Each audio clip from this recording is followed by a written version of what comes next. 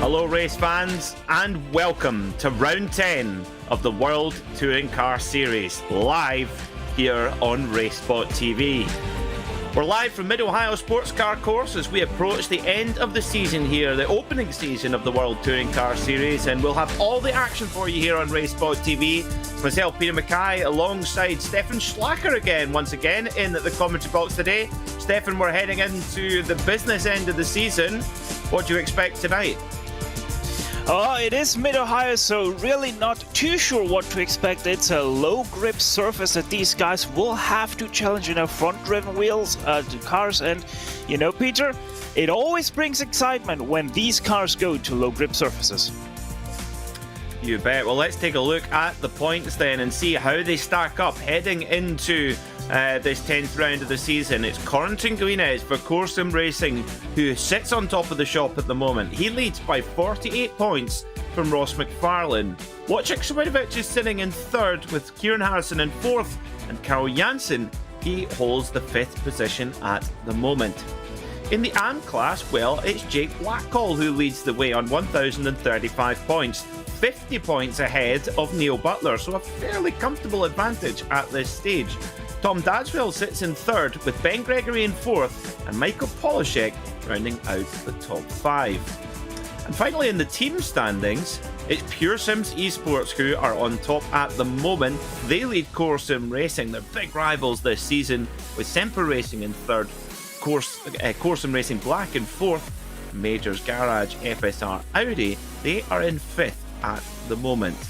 Now, Mid-Ohio Sports Car Course is somewhere where, well, we see it a lot in the sports car world, but not necessarily as much in touring car racing. It's a real gem based just outside Lexington in Ohio, near actually one of Honda's main car factories as well. It's a fantastic circuit with wonderful undulation, particularly in the second part of the lap. And our very own Paul Smith has put together a very handy track guide to tell us a little bit more about the circuit and some handy tips to make it easier to go quick around here. Check it out.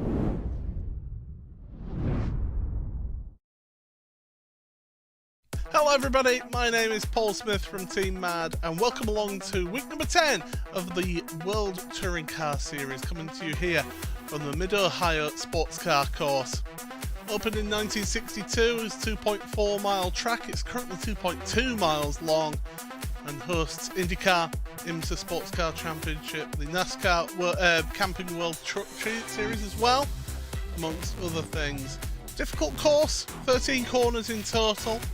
Only a couple of overtaking spots really around here into the Keyhole and down towards China Beach. You can make a run through Thunder Valley down towards the Carousel if you're feeling particularly brave.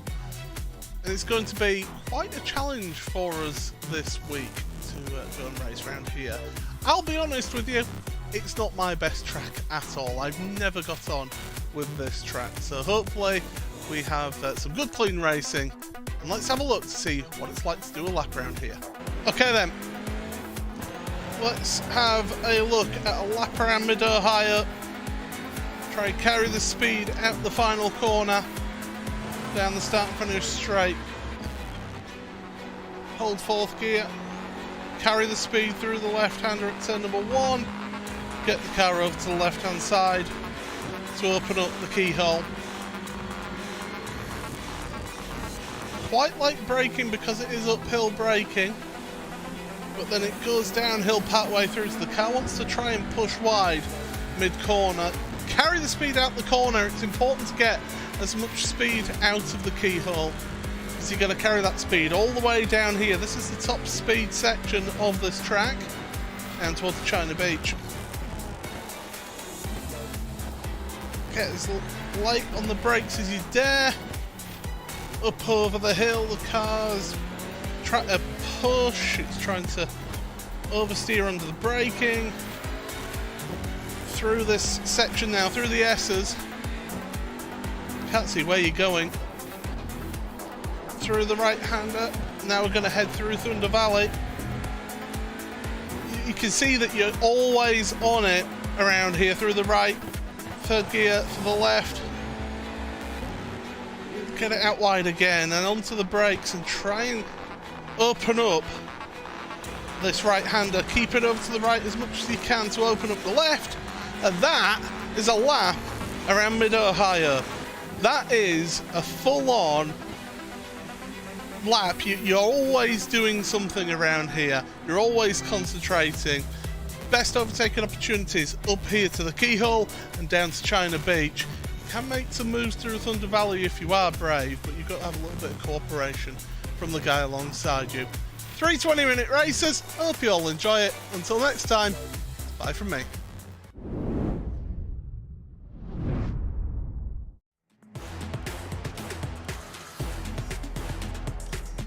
Thanks very much to Team Mad's Paul Smith for that handy track guide as well.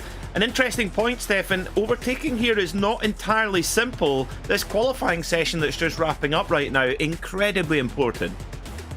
Yeah, it most definitely is. You only have 2, maybe 3 passing opportunities if you really force it. Turn 1, turn 2, and then obviously the run down to China Beach, which will be your main passing opportunity because of the long run they have before it. But apart from that, you really have to force it, and it never goes that well. Well, it's of course in racing front row lockout. Kieran Harrison and championship leader Corentin Guinez on the front row of the grid, but right behind, second in the championship, Ross McFarlane alongside Ash Sutton. Carl Janssen and Wojciech Savidovic make it the top 6. Pete Newman will start from 7th with Jake Blackall in 8th, and the first of the Hondas in 9th, Alex Neller. Oscar Mangan rounds out the top 10, so 9 Hyundai Elantras in the top 10. Jack Cedric will start 11th alongside Ben Gregory. In the 13th spot will be David Baker, followed by the first of the Audis, that's Michael Evdoka. Then it's Craig Williams, followed by Jamie Rushworth, Callum Reid-Garton and Andy Shield. Then it's Paul Smith who will start from 19th, with Sean Gardner in 20th, Elliot Roberts in 21st, and John Roberts rounds out the 22-car grid this evening. Just 1.7 seconds covering the whole field in qualifying. The field gathering up, ready for the standing start here at Mid-Ohio. It's Corentin Guinez that leads the championship. The small field size will certainly help him in his fight to maintain that championship lead, but anything can happen here in the World Touring Car Series. It will be teammate Kieran Harrison who goes off from the pole. The drivers blip the throttle, ready to get going, desperate to get going. Not easy to get these TCR machines off the grid.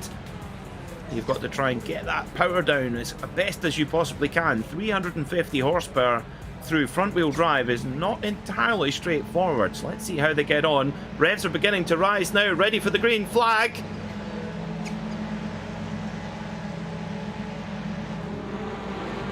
Green, green, green. We're racing in Lexington, Ohio. Down towards turn 1 they go. Kieran Harrison quickly covered off his teammate Corentin Guinness. It's a good start as well there from Ross McFarlane. He slots in 3rd position ahead of Carl Janssen. So there's 3 course and racing machines in the top 4. They all filter down towards turn 1. Turn 2, the keyhole. Just getting through clean. There's smaller field size tonight than normal, which will certainly help around here, but all away clean and smooth, Stefan. Yeah, there was a little bit of a door banging in the background through turn 1 and turn 2, but apart from that, totally clean, and we have a little bit of a fight there for P5 actually into the China beach. Yeah, China Beach, if you go wide there and you land in that gravel trap, it's a long way back to terra firma as well, so you've got to look out for that as well. Looks like a good start there from Michael Evdoka. He's up into 9th position, the first of the Audis with Jack Cedric. He's up to 8th in the leading Honda as well. Not such a good start for Alex Neller, who's dropped back a little bit. He's down outside of the top 10 now after starting within the top 10. But they're all filtering through nicely. It's just got to wait for the tyres to really get up to temperature as best as possible. Usually take about a lap until the cars are at their optimum. Front-wheel drive cars, so front tyre temperature is never an issue. In fact, controlling it is always the problem, but the rear tyre temperature is always a problem. Cold tyres can make the car really tail happy as well, but there's a leading 4-car breakaway led by Kieran Harrison. Then it's Corentin Guinness and Ross McFarlane in 3rd. So it's Guinness and McFarlane who are your 2 main championship contenders, and McFarlane, he really needs a good night tonight, Stefan. He's got to claw some points back. Yeah, and Svidovic right now in that 5th place seems to be a little bit of the cork in a bottle right now for these guys behind Ash Sutton and Pete Newman. But yeah, that 4-car breakaway is really great, but Ross McFarlane, I really don't want to be in his position right now. Core sim racing guys all around him, and he is the lone guy in that sandwich. Yeah, well, his Pure Sim's teammate Ash Sutton has been a good ally in the last couple of rounds. He sits in 6th right now. He's lost the scent of this leading group at the moment, but might well get dragged up to there. Watching Svidovic looks like the man on the move. He's in 5th, and he's very quickly made this 4-car breakaway a 5-car breakaway as well. So Polish driver, the number 80 Semper Racing Hyundai Elantra, looking very racy indeed, with Sutton right there behind, which interestingly, Sutton has ditched his Napo Auto Parts livery from his real world racing car and has gone back to the Hyundai factory colours as well. But interestingly, Steph, something that we don't normally see in the World Sim Racing League's organisation, we've seen a manual balance of performance adjustment. The Hyundai Elantra is so impressive as Ross McFarlane has a look up the inside into turn 1, up over the curve. He just tries to tuck in, gives Corentin Guinness some really good room there. He could have run him out onto the grass, but didn't do that. Nice and clean and tidy, but as he left himself a little bit hung out to dry, quite possibly, Kieran Harrison holds 2nd. Guinness he's away off into the lead actually. In fact, it was so Guinness off the front, leading by about the 2nd at the moment, and in place to score a very strong haul of points where he is right now. 16 minutes to go, but whoa. My goodness, I'm sorry, Ross McFarlane and Carl Janssen banging doors there down the backstretch. And you know, Ross McFarlane, he had to make that move in turn 1. He's seeing that Corentin Guinness is just running away with this lead right now. His 2 teammates are perfectly holding up Ross McFarlane. Team tactics are perfectly in play. And you know, it makes me wonder, Svidovic in behind, will he be the enemy of my enemy? Is my friend part in this? Or will he just stay out? Either way, Ash Sutton, at least someone is a friend of Ross McFarlane out here. Yeah, Ash Sutton needs trying to get onto the case of this leading group to try and give his colleague Ross McFarlane a little bit of assistance to fight for this championship. But at the moment, it's a little bit in vain. Corentin Guinness leading by 1.1 seconds at the moment. So my apologies, it was Harrison who was side by side through turn 1 last lap with McFarlane, not Guinness. Guinness is away out in the distance at this moment in time. But the Hyundai Elantra at the moment, they're leading 6 cars, and of course it's been so dominant this season, Steph, so much so that the organisers have actually given the car a 2% power reduction and the Hyundai Veloster has been given a 1% power reduction as well, but still the Hyundai Elantra still march ahead at the front. Yeah, the top speed this car reaches is just so incredibly unmatched, even amongst the Hyundais. It's just a complete barnstormer for the Elantra, and even the Honda has just nowhere near the performance to get anywhere close to even just a Veloster. So in all reality, Czech Sandwich, he is outperforming that car right now quite heavily back there in 7th place.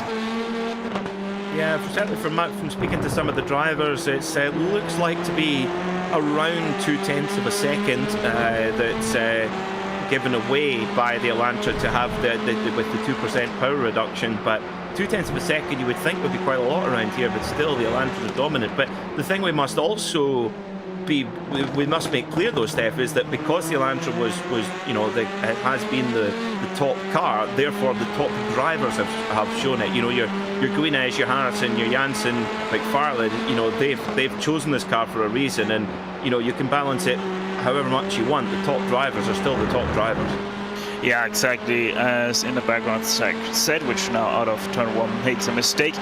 Yeah, it is just like that. A car that is better always will be the go-to car for the top guys. And, they are the top guys because they can also extract the most out of a car. So if a car already gives them an advantage outright, obviously they're going to choose it, but they're going to make that even worse for the people that are not in that same car. And we're really seeing this right now with this 6-car pack at the front really starting to separate now from Czech Centric, even though they are fighting. And this is, I think, fighting amongst teammates. It is, yes. That's Ash Sutton going past now with his Napa Auto Parts paint. I didn't think it was strange that he'd put that away, but no, there it is. Napa Auto Parts number 1, Ash Sutton, has gone past his teammate Ross McFarlane. Now this could be tactical as well, because if Ash Sutton feels, I'm sure he will be in voice contact with Ross McFarlane. If Ross and Ash feel that Ash has got more pace, then Ash will go to the front and try and pull them up towards the Corsom Racing trio at the front, led by Corentin Guinez by about 0.9 of a second. So interestingly, Kieran Harrison in 2nd place is actually closing down some time to his teammate in the lead. Yeah, last lap he actually gained 0.3 to Corentin Guinez, so a very, very interesting. Carl Janssen also not too shabby. 0.2 is what Carl gained on his teammate up in front in 1st place. So Ash Sutton, I think that is very much a move there for those guys to say, all right, Ash, you're fast right now, go past, drag me up to these guys. If it doesn't work out, we're gonna switch the positions away, because obviously we have to keep that championship picture in mind. Yeah, that they do. It's Corentin Guinez has just been on just another step above in terms of his 1-lap pace, and his race pace as well is quite incredible. But that really shows in race 1, where the drivers start in their qualifying order. But into race 2 and 3 of the day, we of course have reverse grids as well. Now, as Neller gets a little tap there from David Baker. I say a little tap, quite a big one, and Neller somehow keeps it on the blacktop there. Did well to keep that on the straight and narrow. I would think the old front-wheel drive trick of a boot through the throttle there. Yeah, most definitely. Alex Kneller there quite happy that he has a front-wheel drive, because with a rear-wheel drive you're not going to be able to save a car that easily. Just full throttle, counter steer, and you are going to correct it as long as you don't run onto the grass. So very great reactions there from the 67. Yes, indeed, yeah, Alex Neller. It was almost as if he anticipated that happening. As now, this is sportsmanship. David Baker letting off the throttle and allowing Alex Neller to go by, so giving the position back. That's cost David Baker a lot of positions, but that's the camaraderie in which that we race in. Also, Alex Neller is one of the series admins, so you don't want to be on his wrong side. No, most definitely not. He knew what was coming if he's not going to give back that position. So very great stuff there by David Baker to slow down, raise his hand, say, yes, I'm at fault, but here I am. I'm going to give back that position. Oh, it also seems at the front, by the way, Ash Sutton had some issues. Oh, yes, he's dropped down back behind Savinovic, and now he's in the clutches of Jack Sedgwick in the Honda, and Sedgwick trying to make a move here on Sutton, and oh, well, Sedgwick gets a real hip and shoulder there from Sutton, and off he goes into the barriers. So poor old Jack Sedgwick now, is he going to carry on? Doesn't look like he's going. I think he's either stuck or his suspension is broken. Might be his suspension is broken on the left side. I think that corner didn't look all too well. Well, he's taking the toe back to pit lane there as well. So let's have a look then and see what happened as they come through into this right-hander, and that's what we refer to in the iRacing world as digital aero wake. Of course, if there's a slight discrepancy in internet connection, it can just put the car in a slightly different place, and it's marginal. But that looked to me very much neither fault of neither driver, just one of those things that can happen occasionally. Yeah, just one of those things that can happen in internet racing. Sadly for Jack Sedgwick, he had a great run, was challenging there for 6th place in a Honda Civic at this track, which most definitely isn't the strong suit of the Honda Civic. So great stuff that he can build upon it. Hey, you never know, maybe he's gonna start on pole in the next race. Well, that is a good point. Of course, we will have our infamous spinny wheel that will decide what the order of the reverse grid is for race number 2. See, Paul Smith, he's made his way up into 16th position. He said in his track guide video that this isn't his favourite circuit. He doesn't seem to get on very well here. Now, the Hyundai Veloster has been given a 1% power reduction. So the only cars that have been left as they are the Audi RS3 and the Honda Civic. As whoa, we've got a half spinner in front of us. Is that Neller again? It is. Oh, Neller's having a real difficult race here in the Honda. Yeah, wouldn't be surprised if that one was all by himself. They're on the outside of the roller coaster. Easy to do, or rather Thunder Valley, easy to drop the wheel onto the grass and spin yourself out. So 67 once again with a great save, but now under attack from the 33, and we once again have some digital aero wake. Oh, good old Alex Neller. He's really in the wars in this race. He's been shoved back to 17th position, and in fact, by my reckoning, he's the last car actually running. We have 5 cars either out of the race or sitting in the pits at the moment.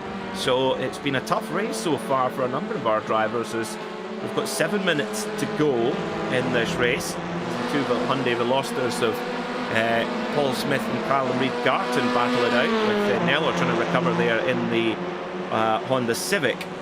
The Hyundai Elantra, the cars leading the race right now, the top 6 cars, Hyundai Elantras. Hyundai Elantra won here in 2021 in the IMSA Michelin Pilot Challenge, hands of Ryan Norman and Park. Oh, my goodness. Alex Kneller is up for some revenge, because that was a lunge and a half. Yes, he's a little bit... Alex, he's had a tough race so far, and he's thought, right, no more Mr. Nice Guy. Smith. Whoa, Paul having a big slide there in the Hyundai Veloster, and all of a sudden Neller's back into 50. So that really is no more Mr. Nice Guy. He said, right, enough. I've had enough. I don't want to be pushed around anymore. And yes, they're coming through. Admins coming through. Move away, please. Now. Most definitely could be described, but no, Alex Neller. Yeah, that was just unlucky, I guess, from Callum and Alex there. A little bit of miscommunication from both of them, as they were slightly side by side before turn in. So yeah, no, Alex Neller, he lost 2 positions on the last lap, gained 2 positions this lap. I think it all works out nicely. And Paul Smith made the mistake all by himself, going through to Thunder Valley, and just put one wheel on the grass, and that was enough to send the Veloster into a little bit of a tailspin, but managed to just hang on to it with, again, a boot full of throttle, much to the joy of, well, just one of the joys of front-wheel drive. But back at the front, Corentin Guinness has a potential threat on his hands here. He's got Kieran Harrison, his teammate, right behind him. Now, we've seen this a number of times, Guinness and Harrison leading the way, sometimes with their teammate Carl Janssen in the picture as well. He's there in 3rd. Now, Kieran Harrison is 164 points behind. You get 85 points for a win in this championship. So he's by no means out of the picture. There's 9 races still to go, including this one. So does Kieran Harrison put himself forward here? Of course, he didn't race last time out 2 weeks ago. So, of course, he does quite a little bit of karting, British University karting, does Kieran Harrison. So he's back in play this week. Now, is he going to put his own championship ambitions ahead of a clean team result here? We shall see, Steph. I highly doubt it, if I'm honest. I don't think that Kieran Harrison is really gonna try something here. I mean, if we get to second race and third race and he is actually ahead of Corentin Guinness, I don't think that he's gonna make it too easy for Corentin then. But right now, I probably expect Kieran to just stay behind, sit behind, unless Corentin makes a mistake. Yeah, I think that's certainly the sensible option, that's for sure. But stranger things have happened. As you mentioned, the Hyundai Elantra is the winner here in 2021 in the IMSA Michelin Pilot Challenge. But the Audi RS3, actually, the evergreen Audi RS3, it's won here twice in Michelin Pilot Challenge, with the Veloster winning in 2019. So the poor old Honda Civic in this field is the only car not to have got a real world win here at Mid-Ohio in the Michelin Pilot Challenge. Maybe this year, 2022, will be the year where that score is settled. Riding on board with Oscar Mangan, putting pressure on Michael Evdoka in the leading Audi RS3. The venerable machine from the German brand. And the leader in the AM category at the moment, in 9th place, is Jake Blackhall. Now he leads the point standings by 50 points from Neil Butler. Tom Dadswell in 3rd, Ben Gregory in 4th. So right now, Jake Blackhall looks in a superb position to gain him another big chunk of points towards that AM class title. Yeah, especially because Neil Butler also isn't here today, so that also helps him quite a lot. But yeah, Jake Blackhall, great performance by him. I mean, he's outscoring even Benjamin Gregory right now by 5 seconds. So really great stuff from the amateur driver. So Ross McFarlane, he's after a slightly steady start. Oscar Mangan making a superb move here on Michael Evdoka, gets the move done. Ooh. Very nice layer from the Corsom Racing driver. Fortunately, in his last few runs with the Corsom Racing team, but wanting to go out on a high, which is nice to see. But Ross McFarlane, Steph, he's after a steady start. He's on the move.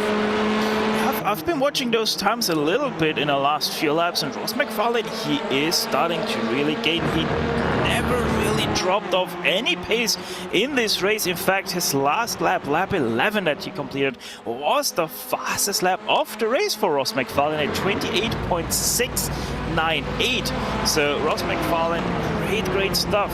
Not so great though for his teammate Ashley Sutton, as Ashley pit lane.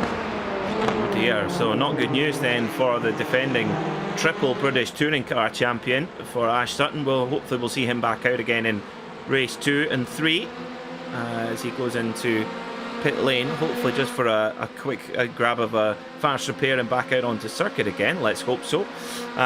Just a minute and 25 seconds to go on the clock. Will depend where our leaders come through. The lap times at the moment about 1 minute 29, so yes, this will be coming up to the last lap now. This is the penultimate lap we are on now, as our leader Corentin Guinness has Kieran Harrison right behind, Carl Janssen in 3rd.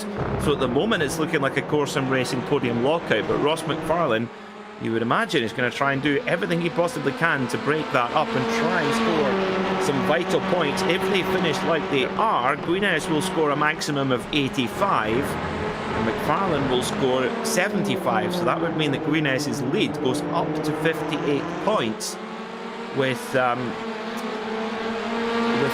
races left remaining. So Corentin Guinness, Steph, he keeps landing these punches one after the other over the last few rounds. Yeah, most definitely. And you know, Ross McFarlane, we all know him as an easygoing, calculated driver when he's in the moment. But at this point, you kind of have to make that move for 3rd place. If you're getting close to that position, you have to make that move on the 92. I don't see any way possible for Ross McFarlane to come really back from this right now if he doesn't at least try to make that move against Carl Janssen. Well, let's see if he has a go then as they head down towards China Beach for the final time. Kieran Harrison very close to his teammate Corentin Guinez, but doesn't decide to try and make the move.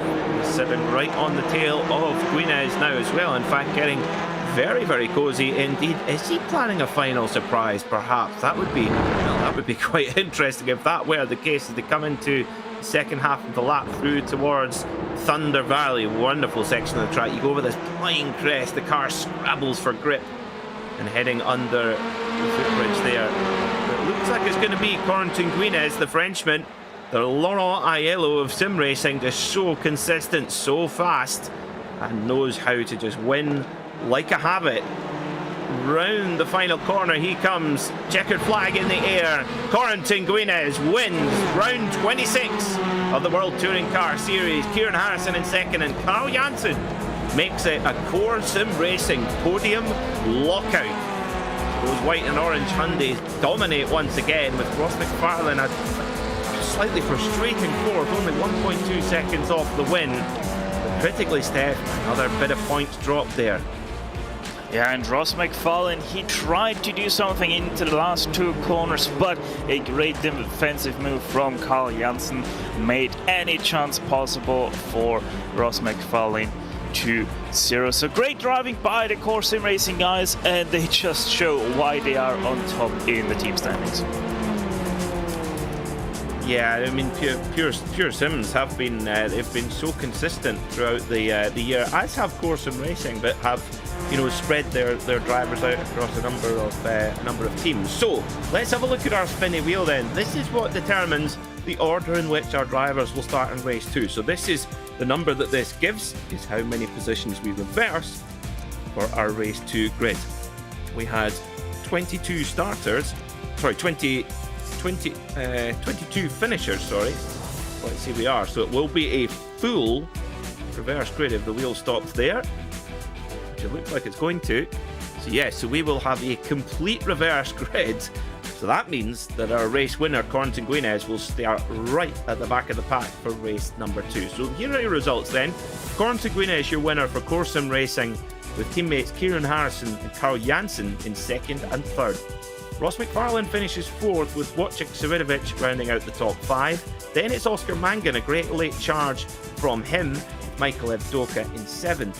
Jake Blackhall once again is your AM-Class winner and starts to put one finger of the first hand on that AM-Class trophy. Craig Williams was 9th, a good run and the top Honda, with Pete Newman in 10th.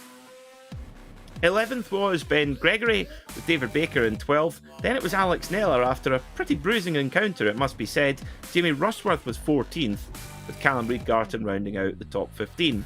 Paul Smith was 16th, followed by Elliot Roberts, Sean Gardner, John Roberts, Jack Sedgwick, unfortunately, finishing a lap down. Then in 21st, it was Ash Sutton, 2 laps down, and Andy Shield not making it to the flag. Fastest lap of the race, Wojciech Sawidovic, a 1:28.654. Well then, Steph, race 1 in the bag. Pretty textbook performance there from Corentin Guinez. Yeah, most definitely. I don't think that anyone in Core Sim Racing is frowning right now, maybe except for the exception that we have a full reverse grid, but you're about to expect that with just 22 cars, and we have quite some options on that wheel that go well beyond that. But, one thing that comes into my mind, Ash Sutton goes into pit lane, doesn't come out again, 2 laps down, he's starting from second. Was that actually some strategy play there?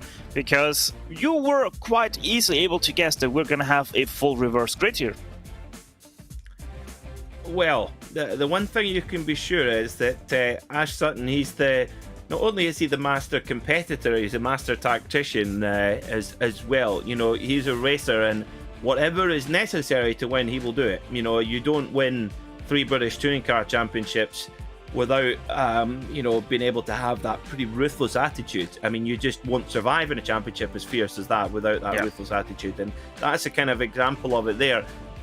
the only thing is, though, Steph, is that must be, I can only think, that's in aid of going out and scoring a race win for the team, or is it, how does that play into helping his driver? Bear in mind, he's the Pure Sims team owner. How does that help his driver, Ross McFarlane, to fight for this championship? That's the bit that is it more of a selfish thing? I don't know. I mean, these are all the storylines that are appearing now. It's great.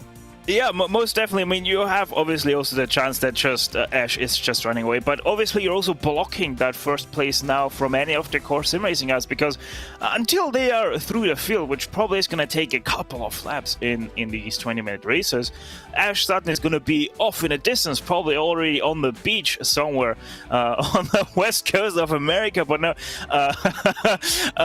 it is just that one thing. You block that first place away from the core sim racing guys, and if somehow Ross McFarlane emerges out of the field first by quite some distance, Ash Sutton can start to drop behind, let Ross pass, and all of a sudden you have a 1-2 for Pure Sim Racing. So a lot of things can play out in at least that second race. A lot of things can play out, but that's a lot to go their way. I think the impression I'm getting at the moment, Steph, is that, the one thing is we've seen Ross McFarlane win so many touring car titles here on the iRacing platform. He's such a clever driver. He's a thinking driver. He's great in these reverse grid scenarios. But this season, Corentin Guinez has just had something that is the most potent tool of all, and that is superior pace. He has, even above his teammates, he has been the guy who's just had that bit of extra pace in his pocket. So, we're coming up with these scenarios of how do you beat Corentin Guinez. We know, and I'm pretty sure Ross McFarlane and the Pure Sims team know, they can't beat Corentin on pure pace at the moment. That's just we can see that from the timing sheets. But the good thing about motor racing is it isn't always the timing sheets. There's always ways to kind of work the situation. Yeah, but most definitely you can't just look at this lap time sheet and say, yeah, they are faster, so they're most definitely going to win. It just doesn't work like that, especially in reverse grid races, because there are so many factors all of a sudden that you have to calculate in, because all of a sudden you have much slower people in front of you. They are braking 10-15 meters earlier, stuff like that you always have to calculate in. And if you're too much into the moment, because you're also obviously fighting against all the people that you left behind in the first race, there's so much stuff that can go wrong. And Murphy's Law, if something can go wrong, it probably will. Yeah, quite so. So just seeing some of the highlights of race 1, and one more footage here from the Hyundai Elantra as well. I mean, when did touring cars get all those buttons on the steering wheel? They're starting to get quite sophisticated machines now as well. This is Alex Neller. Oh, save of the day there. Big boot full of throttle on his Honda, and unfortunately just a bit of bad luck there for Jack Sedgwick. There's just a little bit of a technical glitch causing that incident.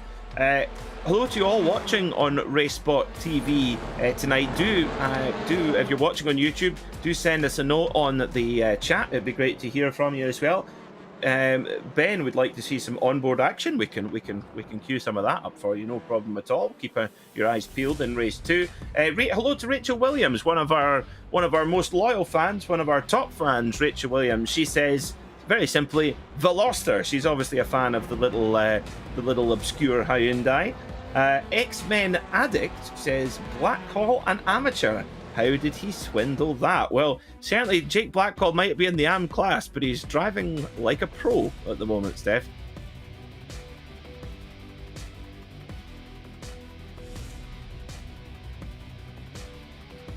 Yeah, he's most definitely getting scary fast at this point in the season.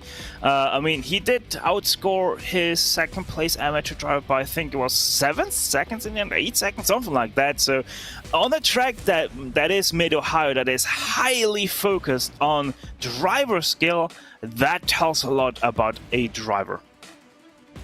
It does, yeah, and it shows a fantastic intellect and racecraft as well, because it's I'm gonna have to bring it up, Steph. Steph, you and I have been in our race. Yeah, you know what I'm gonna say here. We've been in our race together this week. Luckily, we were in different classes because I can assure you, if we were in the same class, you would have smoked me because I'm slow and you're fast. But the racecraft, you can be as fast as you want, especially in touring cars where momentum's so important. These cars, they don't have enormous amounts of power for their weight. You've got to keep that momentum up. If you just get put on if you just don't handle the battles as well, your pace just disappears. Yeah, most definitely. You really have to be careful with the pace, with the inputs that you put on, because anything can kill your momentum. Even if it's just a little bit too much turning input, it will kill your momentum, because even just accelerating that little bit later is going to make a tremendous difference in a front wheel drive car. Even more so if it is a 350 power HP front-wheel drive car. And yeah, most definitely, I was hoping you're not gonna bring up that IMPC race, but here we are. You have brought it up. You have once again put shame over my head with that. But no, it is most definitely great racing comes from great racers, and you have to make some mistakes to learn from them, but most definitely you can be on the wrong end of the stick many times. Yes, it can be, and it can be quite frustrating from time to time. Now, what I want to know is, Steph, I know you're a big TCR fan. Are we going to see you next season in the World Touring Car Series? Quite honestly, I was planning to already be on Season 1, but I just didn't manage to have the time in the first part of the season. But yes, I am planning to be on Season 2, most definitely. There you go. That's our scoop here on RaceSpotTV. Stefan Schlacker is coming to the grid. I'm looking forward to that. That's gonna be good. That's gonna be good fun. Well, of course, we've had this is now the 10th meeting of the World Touring Car Series Season 1. We have 2 more to go after this over the next 2 weeks. But what we couldn't do, we could not run this series, and we could not bring the action to you here on RaceSpotTV without the help of first of all, Free M, who are a fantastic supporter of not only the World Touring Car Series, which we broadcast on Thursday nights, but also the World GT Championship on Monday night, which reaches its season conclusion very soon as well. So watch out for that on Monday night as well. But Free M produce protective racewear for so many top drivers across so many disciplines. I'm very lucky to work in the European Rally Championship, or a number of the drivers, when I open the door to interview them, I see the Free M suit and the Free M gloves as well. And so go onto the Free M website. If you're a karter, if you're a track day driver, go on there, and you can, if you so wish, you can even have a suit personalized to your own design as well, or you can buy one off the peg. But top sim racers, if you watch any World Championship level sim racing event, you'll see drivers using proper race gloves as well to give them the best grip on the steering wheel as well. So if you're a sim racer, have a look at a pair of Free M gloves. They even do gloves for sim racers as well, which are able to, in between races, they've got little different fabric on the fingertip, where you can go on and use a touchscreen device while you're in between races as well. We even saw, Steph, we saw Paul Smith actually in his track guide video modelling these beautiful Free M sim racing gloves as well.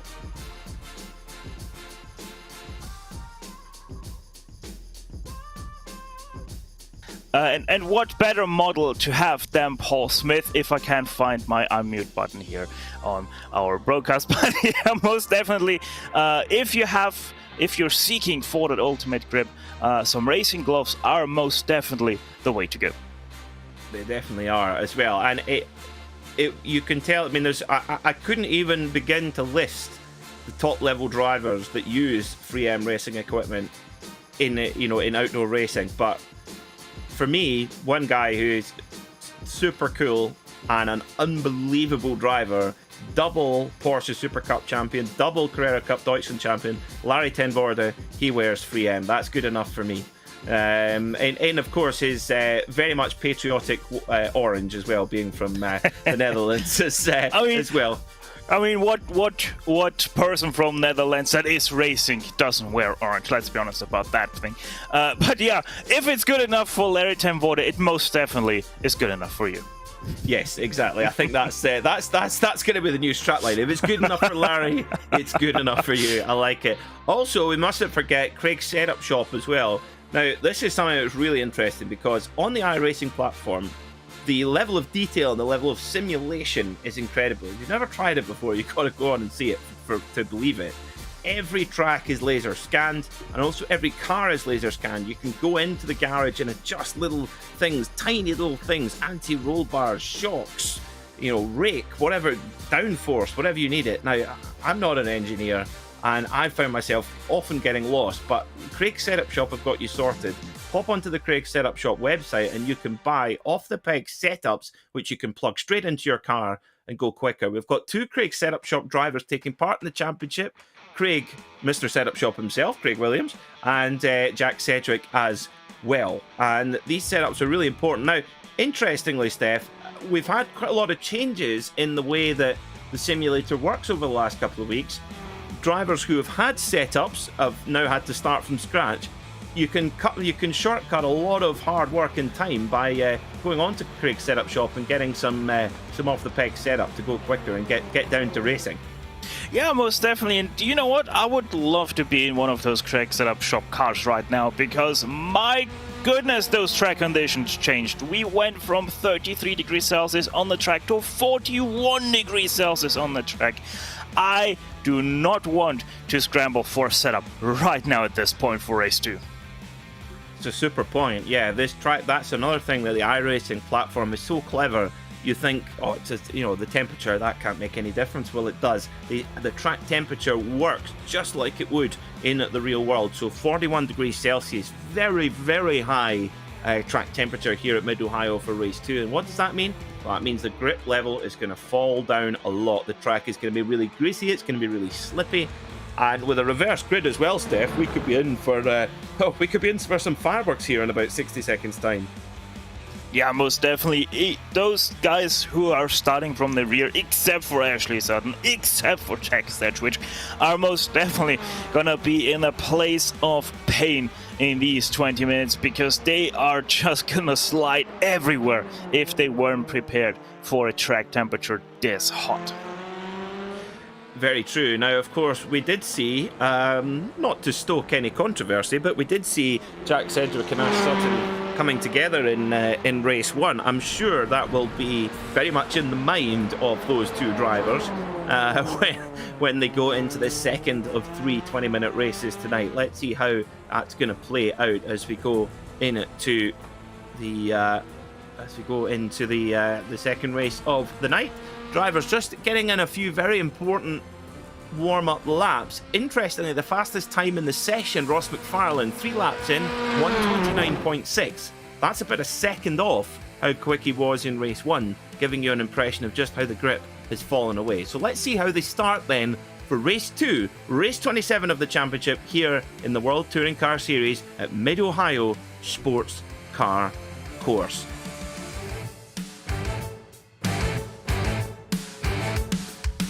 Minutes of racing, no time to get settled in. You've got to go straight for it from the green flag, and it will be Jack Sedgwick who starts from pole position alongside John Roberts.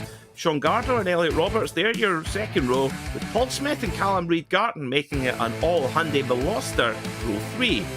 Then it's Jamie Rushworth and Alex Neller, David Baker and Ben Gregory. Pete Newman will start from 11th, with Craig Williams of Craig's Setup Shop starting 12th. Jake Blackhall, the AM Class Championship leader, he'll roll off from 13th, with Michael Avdoka in his trusty Audi 14th. Oscar Mangum will start 15th, followed by Wojciech Savidovic, Ross McFarlane and Carl Janssen. And last few, Kieran Harrison, winner from race 1, Corentin Guinness, and Andy Shields starting at the back. No sign of Ash Sutton. Right then, revs are up. We're ready to go racing for the second time here at Mid-Ohio Sports Car Course. I think we might have had a jump from Wojciech Savidovic at the back of the field there, possibly. Either that or the best launch of the season. but it's Jack Cedric who leads confidently into turn 1. Elliot Roberts, his teammate there, in second. So Jack Cedric and Elliot Roberts make it a Craig setup shot 1-2 with, whoa, Callum Reid Johnson getting it very squirrely on the grass there. Cones going everywhere as they head up towards the keyhole for the first time. Oh, and there's another door banger there for the boosted car. That's John Roberts even going into the infinity side of racing. Comes back once again in dead last. Oh dear, dear, dear. Not a good start there, but we've got a Honda 1-2. Of course, Honda have a huge manufacturing facility in nearby Marysville, about 50 miles away from Mid-Ohio. It's very much a home race for Hondas. Oh, Avdoka gets a tap from the rear from Nellard. Somehow hangs on to it. I think that actually was Craig Williams, by the way. Oh, right. Yes, of course. Goodness, that was very, very tight there as well as they jostled the position heading up towards Thunder Valley. This is where it really gets undulating as well. The rear of these touring cars really wiggling around as they go over the blind crest.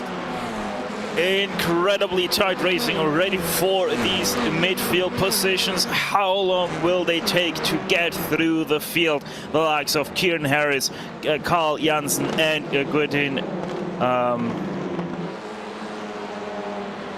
Yeah, Corentin Guine is now up into 15th position as well. In fact, he's just gone past Ross McFarlane for 14th now as well. So Guine and McFarlane, 2 championship contenders, they're making their way through the field very quickly at the moment as well. Who will make their way through the field quickest though? That is the question. Certainly Corentin Guine, he's got more allies out there with all of the course and racing cars in attendance.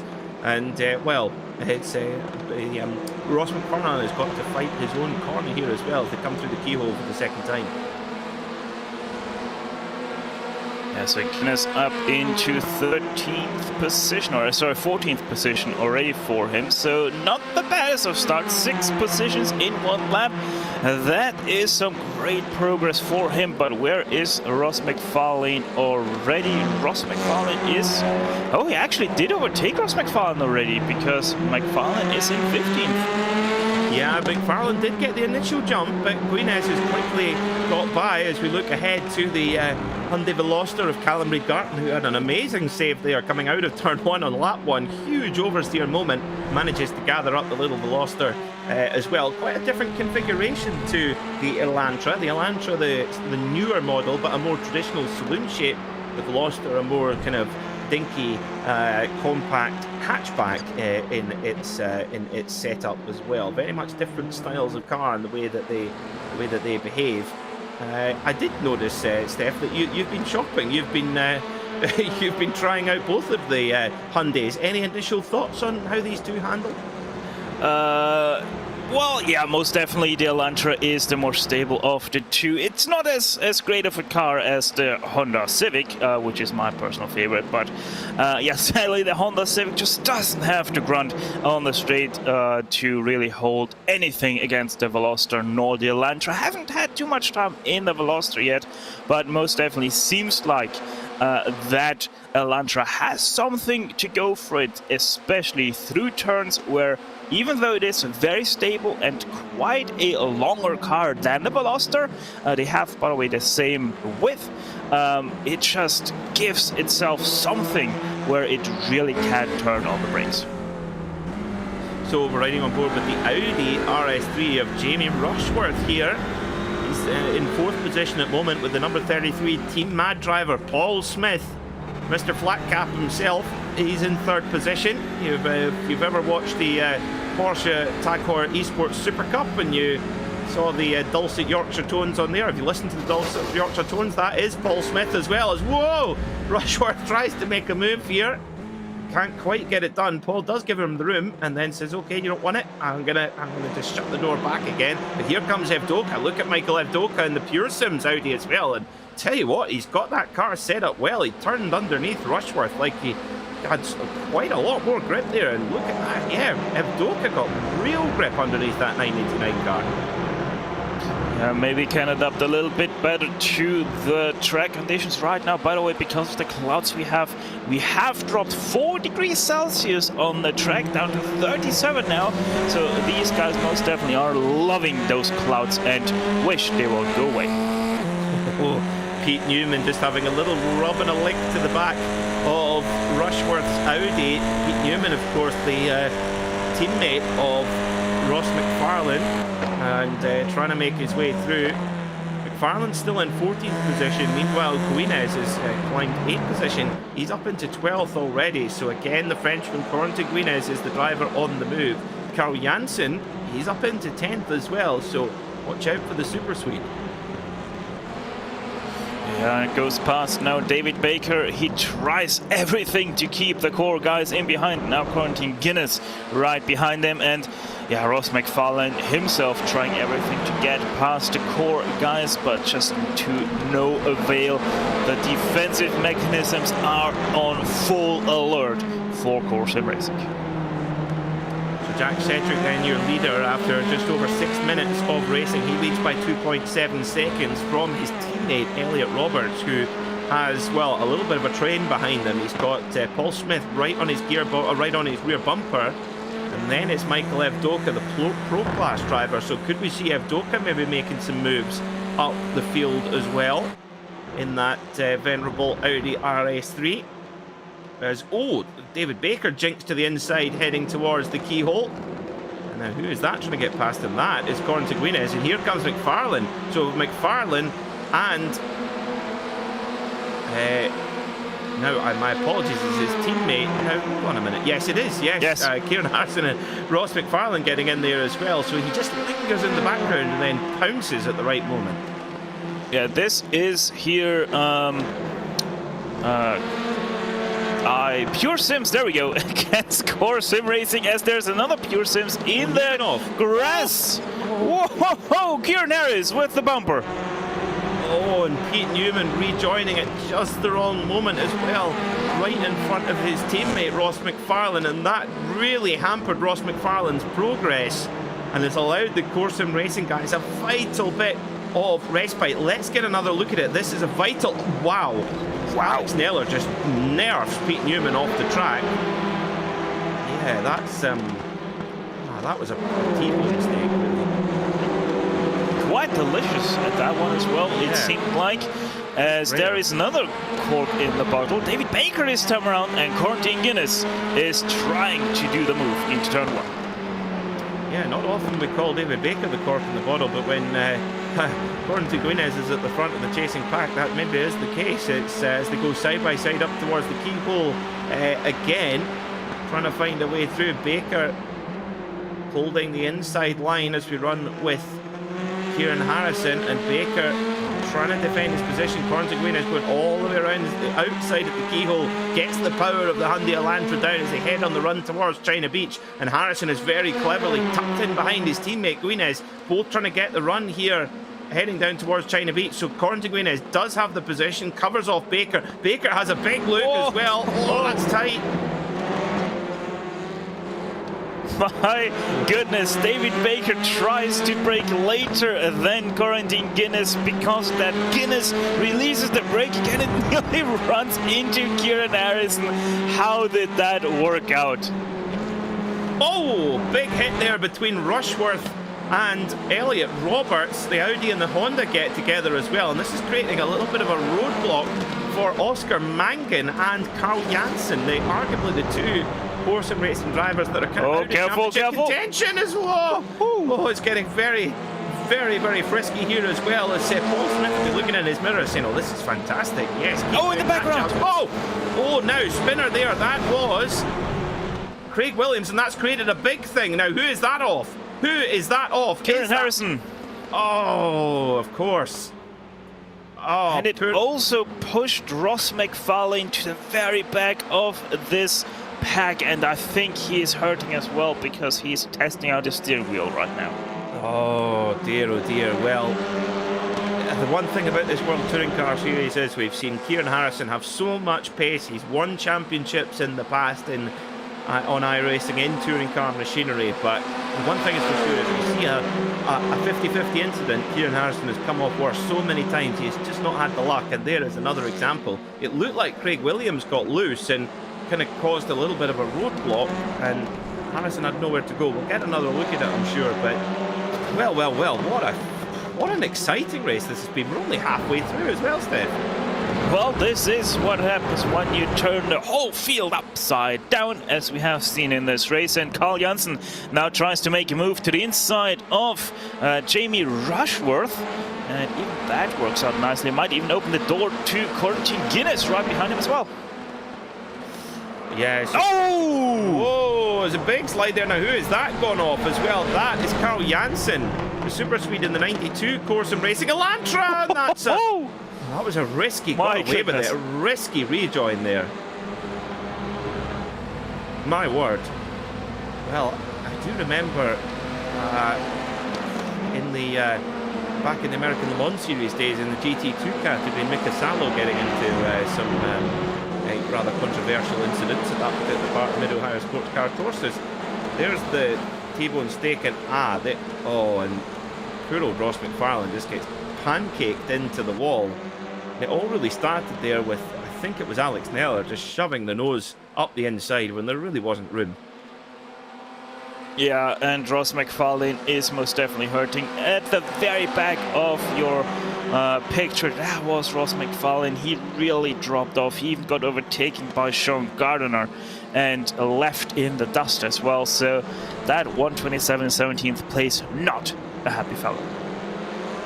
But with this small field size, you know, this is Ross McFarlane just needs to get into the flag, stay on the lead lap, just nurse that car home and hope that then it's quite likely that he will get a very strong grid position for race 3 and just try and get the winning car. Who was that to the outside? That is one of the Craig Top Shop cars. That is Craig Williams. That was somebody off to the outside of Thunder Valley as well, as that's the replay from Carl Janssen. Oh, that rejoin, my goodness. He got nerfed by Rushworth. So there's quite a lot of heavy contact going on here as well. Whoa, there goes Naylor. Oh, hard impact as well. That left front suspension is broken. Yes. Certainly the... I have to say, some people think that the Honda Civic Type R is an ugly car, but I mean, at the back of it, I think the front of the Honda Civic Type R looks fantastic, but not if you put it straight forward into a wall. No, any car most definitely won't look good anymore after that. As we have another battle here, that's the Veloster against the Elantra, and that is still Paul Smith in third place. Well, Paul Smith trying to get his first podium of the season here as well, and he shuts the door there on Oscar Mangan. The one thing with Paul is he's a clever driver. He won't, if he feels that Mangan is quicker, he won't fight this too hard. He'll try and maximise his own position. He is leading the AM class at the moment from Elliot Roberts, who's about 2 seconds down the road as well. So Paul doesn't necessarily need to be concerned with what Oscar Mangan's doing here. He just needs to think about getting that AM class win for Team Mad. By far and away the leading Hyundai Veloster at the moment, but Jack Cedric, poor old Jack Cedric, he's leading this race beautifully, and we've barely mentioned him. He's 6 seconds in the lead, which in the context of touring car racing is about 2 weeks. Yeah, at least 2 weeks. Yeah, that's most definitely sure. And I have to say, I did talk to Paul Smith before this race, and I set him one clear target. I want to see at least one top 10 in this round, and well, I would say Paul Smith right now out delivering. Oh, he is over delivering, that's for sure. Well, he said he didn't like this Mid-Ohio sports car course. He's typically modest Yorkshireman, but he might be under a bit of pressure here as well, because he's got not only Oscar Mangan but championship leader Corentin Guinness on his case, and he'll know that. He'll see that on his virtual pit board in the corner of his screen. So down towards China Beach they go there as well.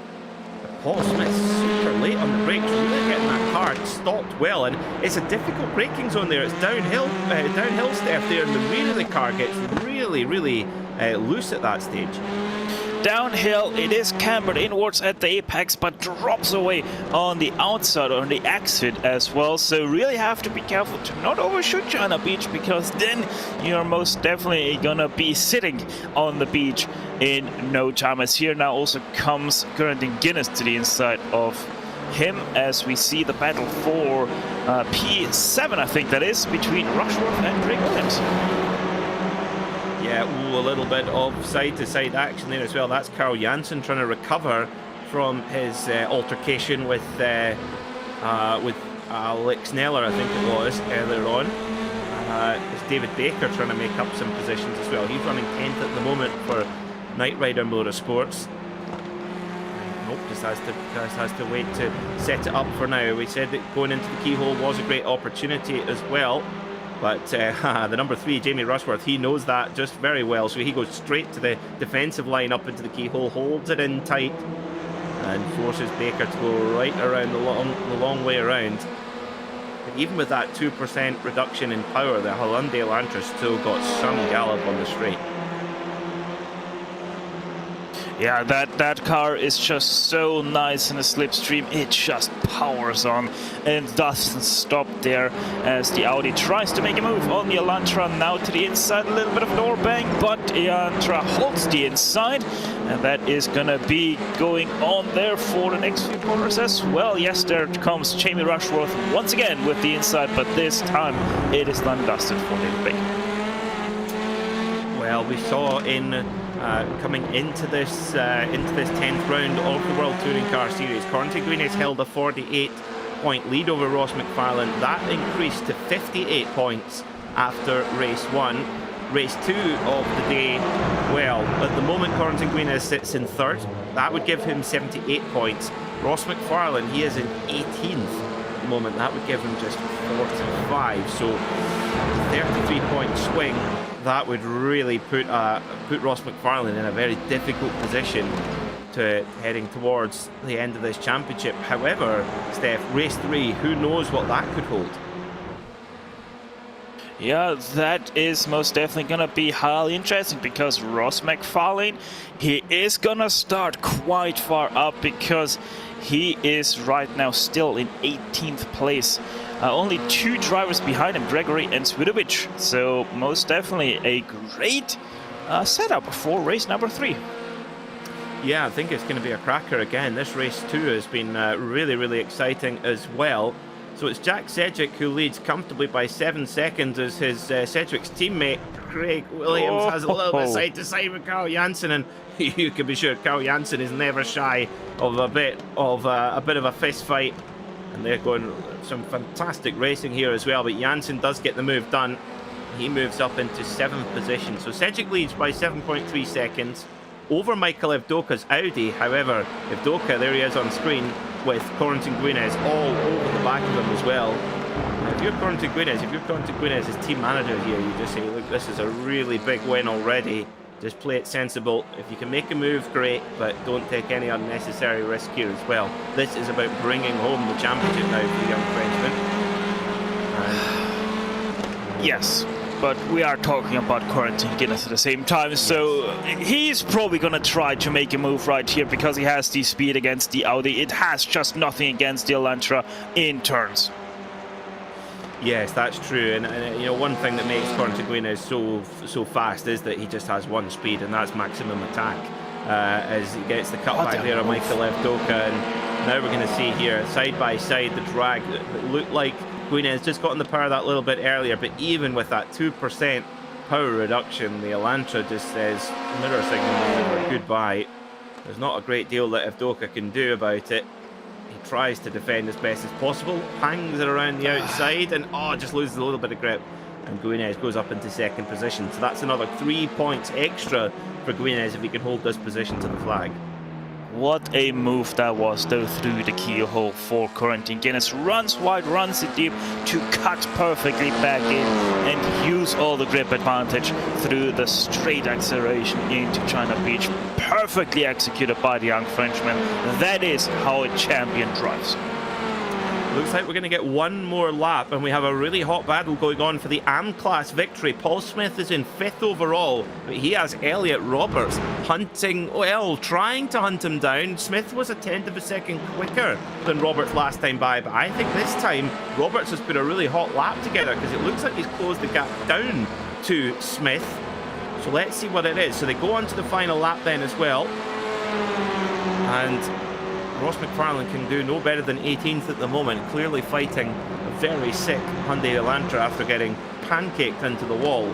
but no fault of his own. Now, Carl Janssen could be Paul Smith's saviour here, because Janssen has gone right up the inside of Elliot Roberts, and his teammate Craig Williams said, don't pick on my buddy here, I'm going to give you a taste of your own medicine. But Carl Janssen managing to escape for now, but that little exchange there has given Paul Smith a perfect amount of respite.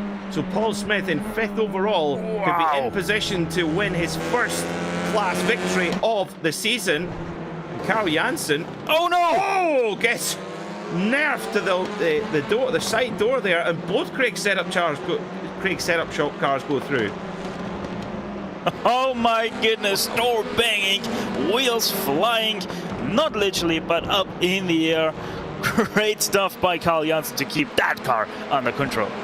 I don't think Carl Janssen quite expected that, but back at the front, it is going to be a win for Craig's setup shop, and Jack Sedgwick wins by a mile here in race 2 at Mid-Ohio's sports car course at Honda's home race here in the USA, and gets the win.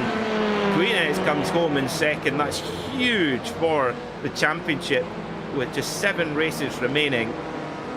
If Doka comes home in third, a very strong drive. Oscar Mangan in fourth, and Paul Smith, first AM-class victory of the season. It's been a long time coming. He's had a difficult first half of the season, and he's flashing the lights. He's very happy. I'm sure his followers and viewers on his Smiler Bull stream will be very happy to see that as well. And if I know Paul, I think he might want to come in and have a chat about it. We'll see.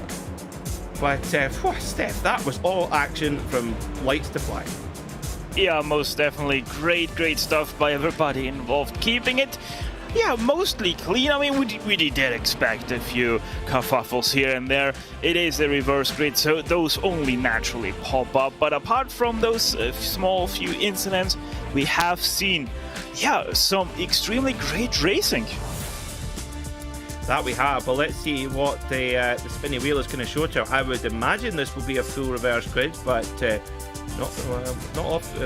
We do get surprised from time to time here in the World Touring Car Series. We had a full reverse in race 1, and actually 21. That's going to be another complete reverse. So once again, Cornton Guinness will have to start from the back row of the grid.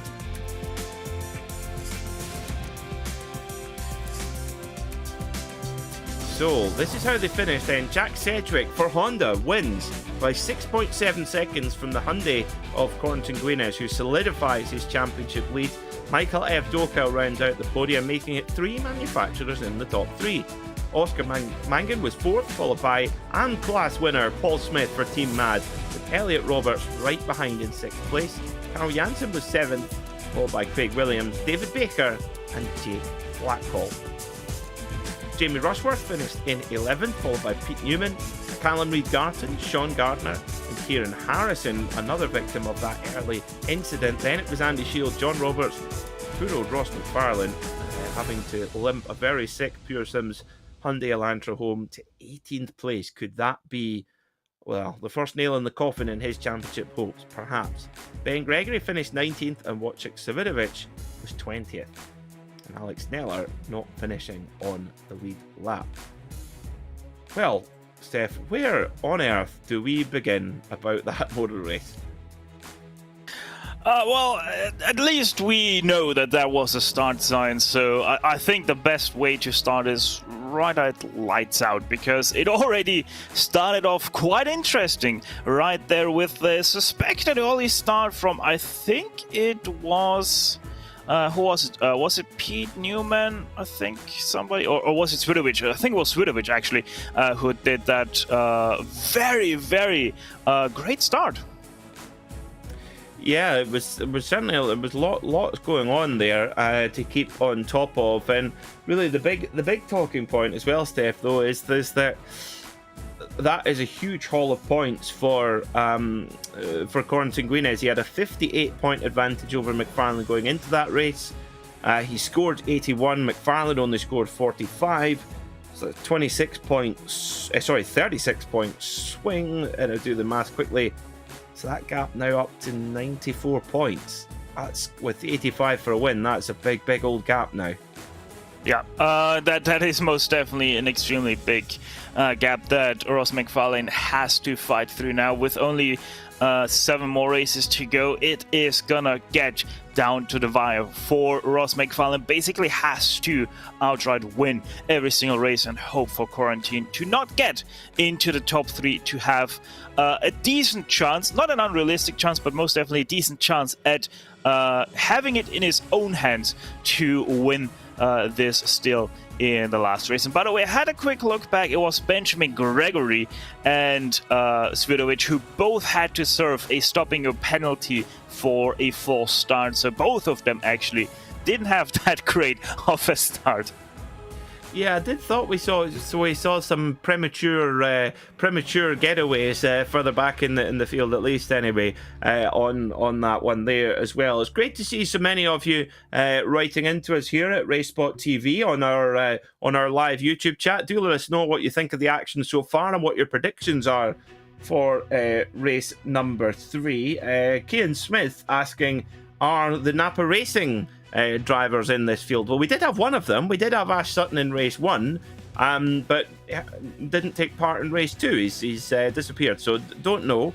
And Dan Camish did join us earlier on in the season, but of course we're getting very close to the start of the British Touring Car Championship, so I'm sure he's very much in preparation for that as well. But we have had them throughout the season, and you can of course go back to our RaceSpotTV archive on YouTube and look back at some of the races, and you'll see some British touring car drivers there. We had Bobby Thompson, we had Daniel Rowbottom as well, all taking part in the World Touring Car Series as well. A lot of support as well for Kieran Harrison from Ben Goldthorpe and Simon Kotsis. I'm sorry if I've pronounced your name wrong. But yeah, it's nice to see a bit of support there for some of our drivers as well. And yeah, what I want to see though, Steph, next season is, now I know we have a problem with grid sizes, etc., but I want us to go to Knock Hill next season.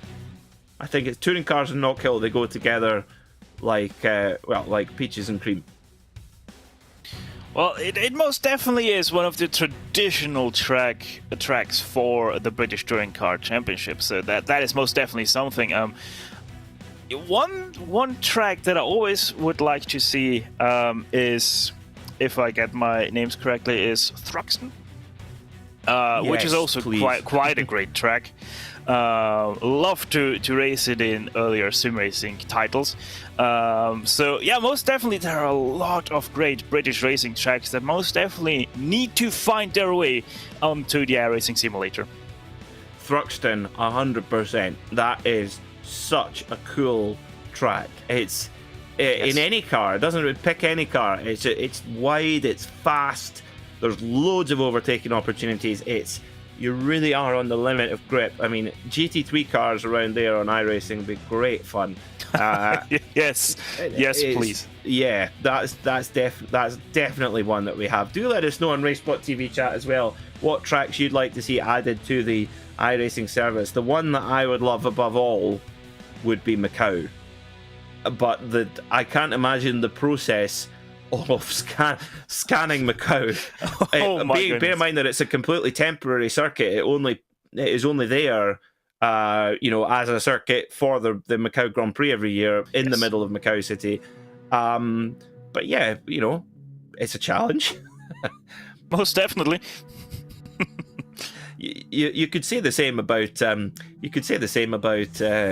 Long Beach, I suppose. Now we're about to be joined by a winner here, Steph, an AM Class winner, Paul Smith. Paul, congratulations, AM Class win. How did that one feel? I didn't realise I'd won the AM Class. Elliot nearly caught you, but you saw him off. I'll be honest with you. I was too busy concentrating on just finishing 5th.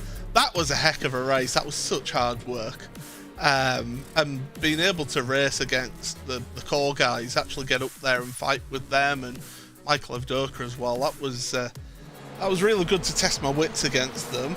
Came out a little short, but 5th place, top AM. I'll take that very much. Thank you very much. I think you very much held your own, Paul, and it certainly looked on camera that into China Beach on the brakes, you had, I mean, it's an area where the car, you know, it gets very squirrely into there. It seemed like you really had better control over the car going into that heavy braking zone. I mean, when I made the move on Elliott, it was a case of I did the classic Mark Webber line of wait half a second for those red lights to come on that car and then brake. I think I got it wored up just. Yeah, that was a heck of a move. I said that I said on my stream that I put a postage stamp, but also sent it recorded delivery. It was that much of a send, but it worked out in the end. A little bit of rubbing, but rubbing's racing in touring cars, and you know, all's fair in loving touring cars. Did you have your usual reaction when you passed somebody with the yes? No, because it was immediately looking behind because Michael Abdoka was there, and I thought, oh no! I'll get Jamie Rushworth behind, but then I had Abdoka, and then the core guys as well. It was just one after the other. But no, 5th place. I started 5th. I had a monster of a start as well, but yeah, I'll take that. Race 1 was tough, but yeah, that race has made up for it. Now, a question for you, Paul. I mean, it's certainly we are from in the booth, and hopefully our viewers on RaceSpotTV agree that we have been nothing short of entertainment over the last couple of weeks. And interestingly, we've had slightly smaller grids, about half the size of what we had at the start of the season. But I have maybe a slightly controversial opinion here, and I want to know your thoughts as a driver being in the heat of it. The start of the season, we had over 50 cars on the grid, and we had some catastrophic accidents. I mean, some huge chaotic accidents, and it didn't look at certain times it didn't look fun to be involved. This looks a little bit more fun from a driver's point of view, but I want to know what you think about it, because from our side it looks like good fun. It looks like there's room to breathe. What do you reckon? I mean, it makes my job as a steward a lot easier, having the smaller grids. However, I am a little bit disappointed that we have got people missing. I mean, a couple of the drivers have turned around and said, yeah, I'm not going to be there this week, and that's fine. If you're going to tell us that, you know, tell the admins that you're not going to be attending, that's fine, that's not a problem. But when you've just got people who flat out are not turning up, I'm a little bit disappointed, if I'm honest. Personally, I would say a maximum of 40 would be my ideal grid size, because then it gives more people more people of similar abilities to be able to race against. And I know at times, when we had, like at the Hungaroring, I was pretty much on my own for quite a lot of those races. And okay, I was up at the front in that second race, but that's due to the reverse grid. The first race, we were tripping over each other for 17th, 18th places, and there wasn't much behind us. So it's a little bit, you feel a little bit sort of, well, I want somebody to have a race against. Well, hopefully we shall see that kind of grid number return. I have to say, we have not been shortchanged in the booth and in the viewing platform as well. Steph, any words for our freshly minted AM class winner? Well, I should have a few words, and that's, I told you, Paul, you're going to get at least a top 10. I looked at you, I have to say, I looked at your practice, and I thought, yeah, there's something possible here. And if there's a track where it's possible, it is Mid-Ohio. We have to be honest about it. You can defend here, so it's definitely, it is somewhere where you can sort of hold on to a position a bit more. It's a very difficult track to overtake around here. You were speaking about tracks you want to see on the service. I want to see Thruxton.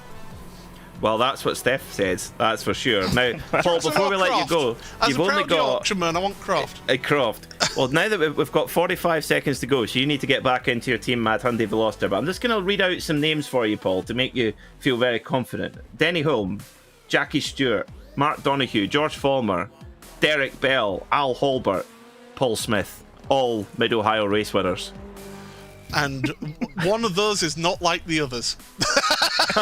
Spot the difference. Paul, go and enjoy race 3. Yeah, well done. No and Thanks, yeah, guys. go get him. Cheers. Always good to get Paul Smith in for a chat, Steph. Always good value. Yeah, most definitely one of the best blokes to talk to. Paul Smith always brings the joy to the booth. Spot the difference, most definitely. It gotta be Danny Holm in that list, right? Yes. Yeah. Let's say so. Well, maybe if you're going to say one flat, Jackie Stewart liked wearing a flat cap, as does Paul. So yeah, that was where they had their kind of likeness together. Well, we're just about ready to go for race 28 of the World Touring Car Series, and Alex Neller will start on pole position alongside Wojciech Savidovic. Ben Gregory and championship contender in second place, Ross McFarlane, will start in fourth. John Roberts will start fifth, with Andy Shield in sixth. Then it's Kieran Harrison, followed by Sean Garden, Callum Reid-Garden and Pete Newman. Jamie Rushworth will start from 11th, with Jake Blackhall in 12th. David Baker will start 13th, followed by Craig Williams, Carl Janssen and Elliot Roberts, with Paul Smith starting 17th and Oscar Mangan in 18th. Then, finally, it's Michael Udoka, Corentin Guinez and Race 2 winner Jack Sedgwick starting right at the back of the pack. Well, the revs are beginning to rise. We're nearly ready to go racing for the third and final time here at the Mid-Ohio Sports Car Course. Oh, a little false start in the background there again, but off they go. Green, green, green. Down towards turn one they go, and it's a great start from Alex Neller in the Honda. And he gets away cleanly with Pete Newman right behind him in second position. In fact, my apologies, Ross McFarlane, championship contender there in second position, with Savidovic right in behind there in third. Yeah, and maybe you have spotted it as well on the broadcast pictures, as there's a car in the kitty litter in the background as well. I think that is also Paul Smith there. Savidovic, he did move a couple of seconds before the green flag even was thinking about dropping. So hopefully not too much more drama for that driver of the number 80. Yeah, there's lots of drama going on already. I think there for Savidovic. Whoa, spin, one of the Craig setup shop cars. Now that is the number 78. That is Elliot Roberts. So second place in the AM class in race 2, but right to the back of the field now as well. A lot of recovering to do as the race roars on as we approach the end of the opening lap. But it's Alex Neller who leads by 0.6 of a second from Ross McFarlane. Wojciech Savidovic is in third, but we think with a jump start, Ben Gregory in fourth and Kieran Harrison rounds out the top 5 early on. Savidovic doesn't drive into pit lane this time around, so maybe just got away with that tiny little jump he did on the starting grid, which would be great news for him, that he can have at least one second good race here today. By the way, Andy Shield had another problem today, somewhere around Thunder Valley. He bucked his car into the tire wall. It's been a night to forget for Andy Shield, unfortunately, in the 3M Honda, but he'll be back to fight another day. So Alex Neller leads at the moment, with McFarlane right behind, now down to 0.4 of a second. So McFarlane, there he is, just gone out of shot. The white and blue Pure Sims Hyundai Elantra got good grunt on the straight line speed, so he'll be hoping to make a move now into China Beach on Neller. But we've seen Neller certainly not afraid to get his elbows out so far today at Mid-Ohio. As they head through into the sweeping right-left around China Beach as well. You don't want to end up in that gravel trap, that is for sure. There's Carl Janssen side by side there with the 99 of Oscar Mangan, his teammate there as well, with Michael Udoka's Audi right in behind them, watching what's going on here as well. As Janssen gets run out of the paint, and friendly fire, or not so friendly fire as the case may be. Yeah, side by side he was with the 99, and he was also nearly inside the 360 of Craig Williams going into Thunder Valley. So very careful those guys have to be, because now also here comes Guinness, and he gets a bump from Jack Sedgwick. Oh, and Guinness has got to be careful here. He doesn't want to undo the hard work he's done in this race meeting as well. He just needs to get just a steady finish, no incidents. Who's that? Oh, and who's that spinning? That's is that Blackhall or Rushworth? Oh, that was Blackhall and Rushworth in a separate incident. Oh dear, two teammates then going off the road in their Hyundai Elantra and Audi RS3 respectively. Dear me. So Ross McFarlane then still trying to get his way into the lead as well. Neller's not giving up easy. So there's Blackhall. He gets on that horrible inside curb. And then Rushworth has an incident on his own. Now, who is that he makes contact with? Carl Jansen, that was. Carl Jansen, once again. Poor old Carl Jansen, the contact magnet, it seems today. Poor old Carl getting a bit knocked about here in this third and final race of the day. But Neller still leads there, holding strong in the Honda Civic as well. Another spinner nearly. Big slide for David Baker. Wow. Wow. What is going on in race number 3 here? Lots of people sideways and trying to keep their car somehow under control. Well, no problem. No penalty yet for Wojciech Savidovic, who maybe got away with it as we ride on board with Jack Sedgwick approaching the end of the lap, heading through towards turn 12, and he's got it up the inside of Janssen, but Janssen just toughed it out there and said, no you don't, I've had enough of being beaten around. I'm going to move up into 12th position. Meanwhile, Corentin Guinness, he goes up a spot as we see a driver tumbling down the timing order. Who was that? That was Kneller from the lead. He had an issue through turn 1. Oh, Alex Neller. Oh no. Now, what happened to him? He was leading the race. Did he fall or was he pushed? We didn't know that Ross McFarlane was right on the case of the Honda driver, and immediately he's on the attack back again, trying to get past Wojciech Savidovic here. So did he have a moment with Savidovic possibly? And is Savidovic reconceding that position? We shall see. So Alex Neller in the boosted Motorsport Honda back up into second position, but his lead is gone and McFarlane is out in front by 0.8 of a second. Can he be caught? It will be difficult. Yeah, whatever that replay has to show, it will most definitely reveal something quite intriguing there. I'm quite sure of it, because Kneller looked quite set on that first place for at least right now. Let's have a look on the Honda Civic driver. Wow.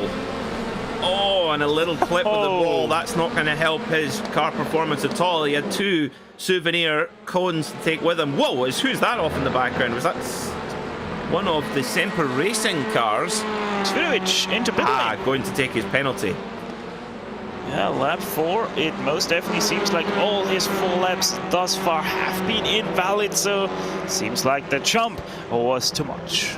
What a pity for Wojciech Savidovic. Came into this round 3rd in the championship. Looks like he will lose that position to Kieran Harrison. What a pity. And it shows you just getting these cars off the line so important, and just get that jump at the start. There is no hiding place with the iRacing platform. So McFarlane now starting to build a lead, 1.2 seconds ahead from Alex Neller. Kieran Harrison, he's in 3rd, right behind Neller. Ben Gregory in 4th. Now, it's showing Alex Neller as an AM Class driver on our timing tower. He is not. The leader in the AM Class is Ben Gregory. He's in 4th position. Elliot Roberts is next in the AM Class in 8th. And all the way back, Jake Blackhall had a good start to the day, but he's lingering back in 16th place. He's got a lot of work to do. Yeah, most definitely. And you know, you can do quite a lot of work here, because that battle pack for 8th place is just not giving up, as John Robertson in the background has just made a move on Craig Williams now. So these guys are outright fighting there with not only just 8 minutes down the clock, 7.5 to be precise.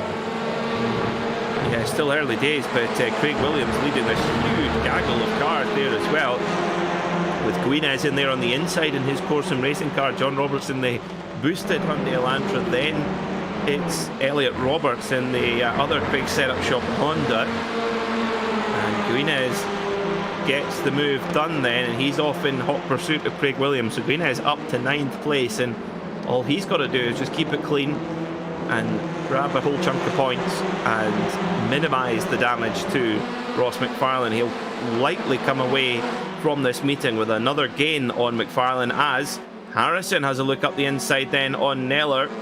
Gets the... oh, now does he? Neller just goes to the outside then to try and defend, and shuts the door, and a great racecraft there from Naylor. I'll be honest, I thought Harrison had that one done, but no such luck. Yeah, those corners are Honda territory. It loves to turn. It can take so much speed through turns, but it's just lacking in punch and straight line speed. But Alex Kneller most definitely making the most out of the things he's got under that hood. Oh yes, he certainly did, and I don't think Kieran Harrison was quite expecting it there, getting onto the headlight flasher, but all fair game there. Now back in the real heat of the battle for the midfield, Carl Janssen right in the epicenter of it as well, as he makes a move on Roberts coming into turn 12. Can he get the move done as well? Careful! Roberts is going to give it up and rests on the quarter panel and shoves Janssen out of the way, and Janssen's not happy. And it is really fierce in the midfield, and Roberts said, well, nothing wrong in my book. Carl Janssen didn't appear to leave much room there anyway, and here he comes once again looking to the inside for the keyhole. One thing is for sure is that Janssen will not be shy in repaying the favour here, and he does straight away. Gets the move done. Bit of more contact there between Paul Smith, and I think that's Callum Reid-Garton in the Veloster Cup, if you like. We've only got a couple of Hyundai Velosters in the field, mostly the Hyundai Elantra. Is David Baker now going to have a look on John Roberts into China Beach, late on the brakes? Can he get the job done? No. Seems that you can tough it out on the outside there quite well. Yeah, it is just that cambered outside. It is a little bit more cambered to the inside, but it is cambered just enough that you can hang out there, power through, and maybe have lunch to the inside of the next corner. That is turn number 5. And we have seen it right there from John Roberts doing that to quite some perfection, but that wasn't that good. Through Thunder Valley they go, David Baker to the inside. Yeah, brilliant stuff there. David Baker is still, he still hasn't got it done. John Roberts is not saying die here in the World Touring Car Series, gets the move done and holds David Baker off, so they go to complete another lap of this beautiful Mid-Ohio sports car course here in Lexington, Ohio. Not too far from the Meyershank Racing outfit, the reigning Indianapolis 500 winners. They're from Columbus, Ohio, so this is their local circuit. As David Baker has a look up the inside, leans on the brakes, and Roberts has got a little bit wide. That'll be hard to get the power down on these front wheel drive machines. And has Baker got the job done? Just about there in the number 6 car. Yeah, but here comes Roberts. He got the drive down on the number 86, and he is creeping alongside David Baker, also Reid-Garton in behind. This could get spicy. Oh my goodness. Callum Reid-Garton almost parking in the boot of the, or parking in the trunk of Baker's Elantra. And a little nerve to the side there. Roberts gives it a boot through the throttle and just about corrects it as well. And now side to side with Blackhall. Blackhall doesn't need any more problems. And poor old John Roberts gets shoved out to the side and a one-way ticket to the barrier. That's bad luck.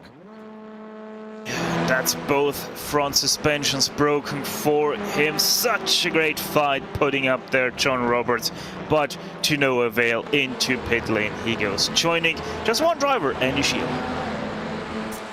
Well, that means then is that Callum Reid-Garton is up into 13th, with his Veloster rival Paul Smith in 14th. They are, at the moment, 2nd and 3rd in the AM class. Ben Gregory, he's well up the road. He's in 4th overall, and by far the leader in the AM class. So in position to score a huge chunk of points. Jake Blackhall, AM Championship leader, he's back in 15th. He's still got work to do, and he's kind of roughed about a little bit in this race. And back at the front, Ross McFarlane now leads by 2.8 seconds from Kieran Harrison. Kieran Harrison about a tenth of a second quicker last time by, but McFarlane's done the work early and he's got himself a nice comfortable lead. And here comes Callum Reid-Garton down towards China Beach, hard on the brakes as well. David Baker tries to tough it out as well, but Reid-Garton really making that Veloster stand on its nose as they flip around. Reid-Garton, has he got a slightly bit onto the... they just lost a little bit of grip there, and David Baker finally saw off the challenge. And in front on the test tower standings, you can see the fight has gone off there as well between two Hondas and two Elantras. Here comes Paul Smith now as well. Is he going to be able to get a move on Callum Reid Garton? Difficult to find those overtaking opportunities as they head into turn 11 and 12 here as well. Really difficult to get the car turned and keep it under control, and then back on the power for the run to the checkered flag, or run to the start finish line. We've still got 6 minutes and 10 seconds to go on the clock, and David Baker will want to try and ace these next couple of sectors to try and give himself a bit of a margin heading down into China Beach. Remember, the Hyundai Veloster only has a 1% power reduction on the balance of performance adjustment, whereas the Elantra has a 2% power reduction. Still seems that the Elantra's the car to have, but worth keeping in mind. Of course, David Baker will also be giving a bit of a draft to Callum Reid Garton as well, and we know that Reid Garton, he's never shy of going for a big move on the brakes. A little bit forward in the field here. It's the number 92 of Carl Janssen trying to hold off Craig Williams. Meanwhile, Corentin Guinez in the 333 trying to get past Jack Cedric. Now Guinez will have to tread carefully here. He's in 9th, and you don't want to get into fisticuffs with Jack Cedric because you could come off second best. Yeah, Cedric actually started behind Corentin Guinez, so Cedric got past someone, Corentin Guinez, to make himself into that 8th place. And you know, they had an extremely bitter fight, as we were able to see them switching up and down the standings earlier, just one lap ago, so they are most definitely no strangers to fighting against each other here. Yeah, and the last thing Corentin Guinez wants to do here is to get into any sort of contact, any sort of controversy. Wants to just keep this nice and tidy and clean. At the moment, Ross McFarlane is leading by 3.4 seconds. He's going to score a maximum 85 here, but Guinez right now would score 63, so only a 22-point loss. And well, Guinez has already kind of done the hard work in race 1 and 2. He's already gained a lot of points on McFarlane tonight, so even if he finishes where he is, he would still hold a very handsome championship lead. So it's all about keeping it clean and tidy for the next 4 minutes and 20 seconds. And I do wonder, Steph, will Jack Cedric know that? Will he be exposing that point? Because Cedric is not in the fight for the championship, whereas Guinez does need to worry about it. Oh, Cedric most definitely will fight for his dear life about that 8th place. And you're not allowed to forget, those two Pure Sim cars, they aren't too far away for 6th place. Evdoka and Newman, just a couple of seconds up the road. So if they're not careful, Cedric will catch it, because it is just 1.5 seconds. Yeah, and then interestingly there, Cedric 0.3 of a second quicker than Pete Newman last time by, and this, yeah, there isn't a great deal. There's only about 1.5 seconds between them. Whoa, as the two Pure Sims cars getting a bit friendly here. Evdoka chasing Pete Newman. Remember, Pure Sims are they're leading the team's championship at the moment as well, and they still hold a good lead over Core Sim Racing. So, although the driver's title looks to be in control of Corentin Guinez at the moment, never done yet, but Pure Sims might be able to answer back with the team's title. But at the moment, Pete Newman and the Hyundai Elantra for Pure Sims in 6th, with Evdoka in 7th, and they've got to play this smart, as you say, Steph, because Cedric, he's on the move. He's pulled he's pulled half a second out of Evdoka last time by. Yeah, and here comes the switch now between the two Pure Sims. Car Evdoka moved past Pete Newman, looked like a, yeah, most definitely setup deal through the keyhole. Pete Newman also lost a lot of time, as he's now right on the grill of Jack Cedric. I will see a pass here, or maybe not, between Gregory and, who is that, Mangan. Yeah, and they were, now this is interesting, Oscar Mangan and Ben Gregory were both 2 seconds off the pace last time by, and I would think there'll be a similar margin off the pace this time, because they are battling hard. This is for 4th position. Again, Gregory, he does have a comfortable advantage in the AM class, but if he runs off the track, well, that will bring Callum Reid Garton and Smith into the play in the class battle. But Oscar Mangan is finally dispatched with Ben Gregory, and now Gregory's got to look in his mirror here. Evdoka, Newman, they could be very much on the way, and quickly. So, it's going to be tight whether we're going to be 1 to go or 2 to go here in this race. I think it will be 2 to go. And look at that train there as well with Craig Williams Jack Sedgwick holding off Guinness and Janssen for now. But what do the course and racing drivers have up their sleeve? And Guinness, he jinx, throws the fake. And it's just unsettled Sedgwick, and here goes Guinness. Needs no second invitation, and to be fair, the room was there and Guinness took it. Yeah, Sedgwick and Guinness were already fighting a few corners ago, so it's unsurprising that Guinness tried something here. He was already quite hot on the heels of Sedgwick, and here now most definitely the overlap in favor of Guinness. Can he hold it out? No, he can't. The door gets shut closed by Guinness. A little bit of a bump there from Sedgwick as well. This isn't over yet. Careful, guys. Well, Jack Sedgwick coming off seemingly second best there was Guinness now up into 8th position. Now, will he make pretty short work of Pete Newman? He's certainly got a bit more pace underneath the car than Newman does. However, remember what team Pete Newman drives for, Pure Sims. He will be doing everything to help the fortunes of his teammate Ross McFarlane, who leads the race by 4.1 seconds. And now we come on to the final lap of this motor race. Ross McFarlane with a very comfortable advantage over Kieran Harrison.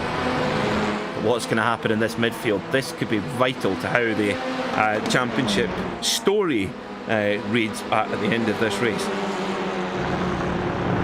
And Guinness is making his intentions clear to Pete Newman, flashing his lights out of the last corner down the front stretch. Will he try to go for a move already here? Too far back in behind though. I think that's Craig Williams trying a move on the teammate of Guinness, that is Carl Janssen.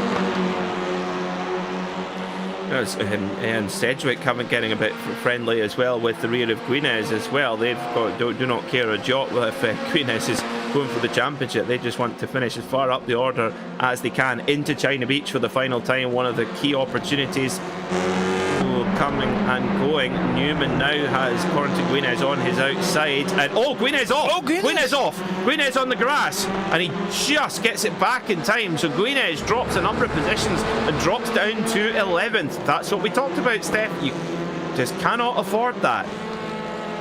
Yeah, just lost track of where he is on the tarmac, and that has dropped him back to 11th position, right behind Craig Williams. Now he also comes to check Sedgwick as Ross McFarlane drives over the start-finish line. So Ross McFarlane then your winner, but back into there's a little bit of side-by-side through turn 11 and 12. Then it's going to Sedgwick still getting her up there. Newman has to give best, so Sedgwick is going to win this little battle here as well. Sedgwick comes home in 7th. Oh goodness, the time is great, going bananas. 7th, Newman in 8th, Janssen in 9th. Guinness only finishing 10th after having really 8th position in the bag. He'll still come away with a championship gain over this meeting, but what a fantastic motorsport there between them all. Yeah, once again, a great race by all people involved. Most definitely is showing the highs and lows that touring car racing can give you in just 20 minutes worth of time. Yes, it certainly can, can't it? Well, let's get another look at it again. So that is, oh dear, now, that will not look favourably on Corentin Guinness, and as we said it once, we'll say it again, these are the things, just Corentin Guinness does not need this controversy. He needs a clean run, and the championship will be his. But Ross McFarlane, meanwhile, out in front and takes the race win. Might that be an interesting twist in the tail at the end of this story here at Mid-Ohio? Possibly. Ross McFarlane your winner then by 4.3 seconds from Kieran Harrison. Alex Neller rounds out the top 3. Oscar Mangan was 4th, with Ben Gregory taking home the ANG class win in 5th. Michael Avdoka was 6th, followed by Jack Sedgwick, Pete Newman, Carl Janssen and Corentin Guinness after an incredible multi-car fight. Craig Williams was 11th, followed by David Baker, Callum Reed-Garton, Paul Smith, Jake Blackhall and Elliot Roberts. Then it's Wojciech Savidovic after his drive-through penalty for a jump start. Jamie Rushworth was 18th, John Gardner in 19th and John Roberts finishing a lap down, with Andy Shield unfortunately not making the flag. Fastest lap of the race, that went to race winner Ross McFarlane. Well, Steph, it looked like it was going to be all Corentin Guinez tonight, and it looked like he'd laid a knockout punch to Ross McFarlane's championship hopes, but as always, the tenacious Scotsman, he doesn't know when he's beaten. No, most definitely not Ross McFarlane. He is down, but he is still kicking and punching, and he most definitely will do that until the very last second has run out of the very last race. And, you know, Ross McFarlane, he is down, but as said, you can't count him out, even if he is far, far behind and doesn't have a realistic chance anymore. He will try everything that is possible for him to somehow get back into the picture and fight for that title.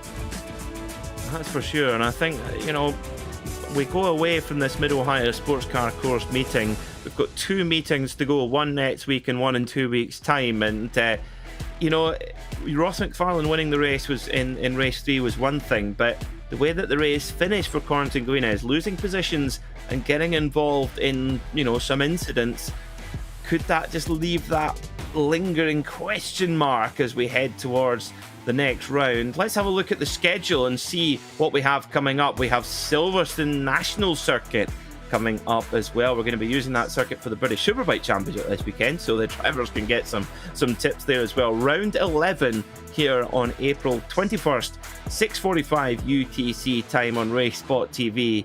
It'll be myself, Peter Mackay, and Nolan Rempel taking you through all of the action. And then in 2 weeks' time, we have the finale, Daytona Road Course. And my goodness me, could that be a strategical battle? And could that throw up a thrilling finish to this World Touring Car Series inaugural season? Well, that's all we have time for tonight here on RaceSpotTV. Thank you very much for watching, and we'll see you next time. Good night.